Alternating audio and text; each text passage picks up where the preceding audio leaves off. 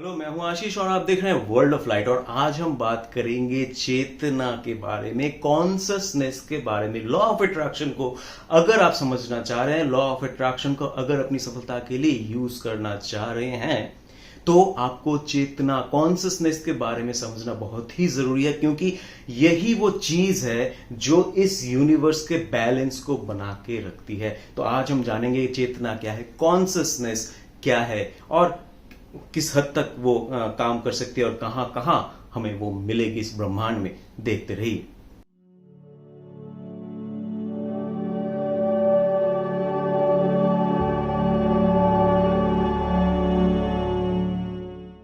अगर आप ये वीडियो देख रहे हैं तो मैं ये जरूर समझ सकता हूं कि आपने ये जो कॉन्शसनेस, ये वर्ड आपने जरूर सुना होगा। और ये कॉन्शसनेस क्या है? ये कॉन्शसनेस है वो चेतना जो इस ब्रह्मांड के हर एक कण में, हर एक पार्टिकल में है। तो पिछले एपिसोड में मैंने बोला है कि सबसे छोटा वो जो पार्टिकल है वो है वाइब्रेशन। हर चीज उसके ऊपर गठित हुई है, उसको लेकर ही गठित हुई है, इसीलिए हर एक चीज में वाइब्रेशन है। लेकिन ये जो वाइब्रेशन है, ये जो सबसे छोटा पार्टिकल है, ये भी चैतन्यशील है, ये भी कॉन्शस है अपने बारे में। और क्या है वो चेतना, क्या है वो समझ जो हर एक वाइब्रेशन में, हर एक चीज में है? वो ये है कि किस तरह से इस यूनिवर्स के बैलेंस को हमेशा से बना के रखना है। इस यूनिवर्स के बैलेंस को बना के रखने का जो ज्ञान है, जो चैतन्य है, वही है हर एक कण में। और यही है वो कॉन्शसनेस जो हर एक कण में, हर एक चीज में, हर एक विषय वस्तु घटना, हर एक चिंता में, सब कुछ में, इस ब्रह्मांड में आपको मिलेगी।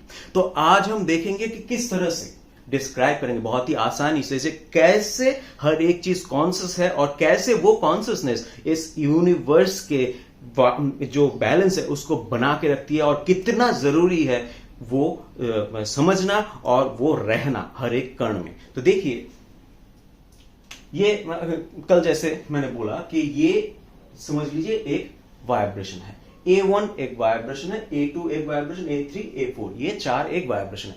अभी लॉ ऑफ अट्रैक्शन क्या करेगा? लॉ ऑफ अट्रैक्शन हर एक 15 सेकंड में स्कैन करेगा और देखेगा कि ये एक सिमिलर टाइप का, एक तरह का वाइब्रेशन है। क्यों? क्योंकि नंबर शायद अलग हो, लेकिन ये जो A है ये सिमिलर है, इसीलिए इनको एक साथ लाके एक नया वाइब्रेशनल कॉम्बिनेशन, एक कंपन का संमिश्रण बनाएगा, और वो क्या होगा? A10।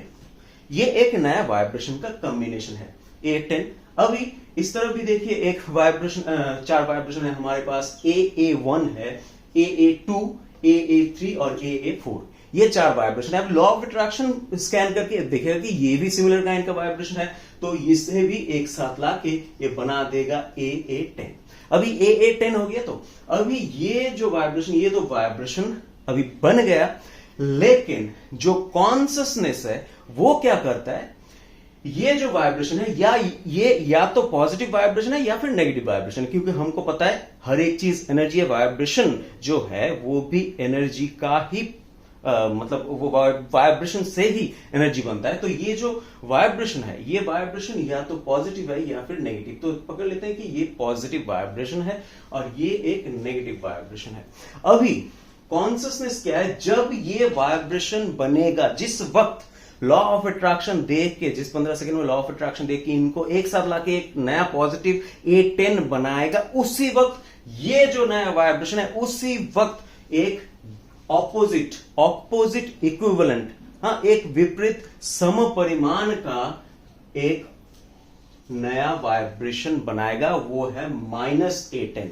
अगर law of attraction positive A10 create करता है, तो जो वाइब्रेशन क्रिएट हुआ वो कॉन्शियसली अपने समझ से, अपने कॉन्शियसनेस से उसके ऑपोजिट वाइब्रेशन को बनाएगा। यही है हर एक कण में कॉन्शियसनेस। अभी देखिए, ये अगर माइनस बना है, लॉ ऑफ अट्रैक्शन ने माइनस बनाया, ये क्या करेगा? ये प्लस बनाएगा। उसी क्षण ये प्लस बनाएगा, प्लस AA10 ये बनाएगा। अभी ये कैसे ब्रह्मांड का जो बैलेंस है ये बना के रखती है? ये देखिए, ये समझ लीजिए ये ब्रह्मांड का एक बैलेंस है, एक सरल रेखा, एक बैलेंस है। इसमें ये है पॉजिटिव और ये है नेगेटिव। हाँ, अभी जब ये वाइब्रेशन मिलकर ये +A10 बनाया, समझ लीजिए ये +10 इधर आ गया। अभी इधर जब आ गया तो यहां पे जो प्लस का साइड है वो ज्यादा दब जाएगा, उसका वजन बढ़ गया, उसका जो बैलेंस है वो उस तरफ ज्यादा चला गया, तो ये ही नहीं होने देता वो कॉन्सियसनेस। क्या करता है, जिस क्षण, जिस मोमेंट में ये +A10 बना, उसी मोमेंट में ये एक अपने ही कॉन्सियसनेस से ये ही एक ऑपोजिट A10 बना देगा, और इससे क्या होगा, ये जो बैलेंस है ये बिगड़ने नहीं वाला, ये बिगड़ेगा नहीं। इसी तरह से जिस वक्त ये -AA10, ये जो -AA10 बना, उसी वक्त ये -AA10 ने अपने कॉन्सियसनेस, अपने समझ से, अपने ज्ञान से इसके ऑपोजिट वाला ये जो +AA10 है वो बना दिया, और ये बैलेंस को बिगड़ने नहीं दिया। इसी तरह से इस ब्रह्मांड में पॉजिटिव या नेगेटिव बनते रहते हैं, लेकिन जब भी पॉजिटिव बनता है उसका ऑपोजिट नेगेटिव उसी वक्त बन जाता है, और जब भी नेगेटिव बनता है उसका ऑपोजिट पॉजिटिव तभी बन जाता है, और इस यूनिवर्स का बैलेंस हमेशा से बरकरार रहता है। तो ये जो बैलेंस है, अगर अभी हम और एक चीज सिर्फ समझ गए तो एकदम क्लियर हो जाएगा ये कॉन्शियसनेस। क्या है वो बैलेंस यूनिवर्स का? वो यूनिवर्स का बैलेंस है 0। आप किसी भी चीज को तभी बैलेंस में रह सकते हैं जब दोनों साइड मिलके बीच में 0 क्रिएट करेगा। जब वो दोनों मिलके एक 0 क्रिएट करेगा तभी वो बैलेंस में आएगा। तो ये जो बैलेंस है यूनिवर्स का है, ये 0, अल्टीमेट 0, ये है यूनिवर्स का बैलेंस। तो हम लोग को पता ही, या फिर आपने सुना होगा कि हर एक चीज शून्य से शुरू होकर शून्य पर खत्म होती। हाँ, हर एक चीज शून्य से शुरू होकर शून्य पर खत्म होती। किस तरह से? ये शून्य में था, प्लस था, माइनस था, A10 हो गया, +A10 हो गया, उसी वक्त -A10 बन गया। क्या हुआ? शून्य ही है लेकिन बन गया A10, बन गया -A10। इसी तरह से शून्य है, अभी भी शून्य है, A10 +A10 -A10 है, शून्य ही है लेकिन फिर भी बन गया -A10। लेकिन जब बना तभी बन गया +A10, फिर भी शून्य ही है।